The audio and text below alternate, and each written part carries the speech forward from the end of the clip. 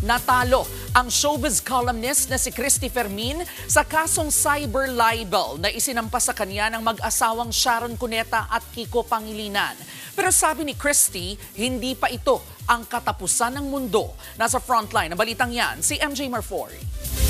Basta ito lamang po ang mahalaga. Natalo ang veteran showbiz columnist na si Christy Fermin sa cyber libel case na isinampa ng celebrity couple na sina Sharon Cuneta at dating Senador Kiko Pangilinan laban sa kanya. Sa kanyang programa sa 1PH na Christy Fermin, sinabi ni Nanay Christy na 5 counts ng libel ang isinampa sa kanya sa Piskalya ng Makati. Pinag-aaralan na raw ng kampo nila Christy ang pag-apila. Panawagan naman ni Nanay Christy sa kanyang mga taga-suporta na huwag mag-alala. Hindi ito ang katapusan ng mundo.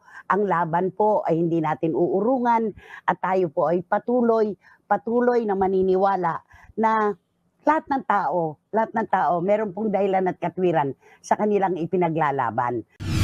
5 months ago, nang magsampa ng kaso ang megastar at dating senador dahil raw sa mga malisyosong content ni Nanay Christy sa kanyang programa tungkol sa kanilang pamilya. Matatandaan naging emosyonal pa rito ang megastar. Pinakamasakit daw kasi sa kanya na nadadawit pa ang kanilang mga anak. Bago ito, nanalo naman si Nanay Christy kontra sa mga kasong isinampa laban sa kanya ng pamilya ni Sara Labati. Nagbabalita mula sa Frontline, MJ Marfori, News 5. Mga kapatid, ito po ang inyong K-Alaman Queen, Kalad Karen. Always remember na ang K-Alaman ay K-Yamanan. Kaya para sa latest showbiz news at dagdag impormasyon, mag-follow at mag-subscribe sa social media pages ng News 5. Okay?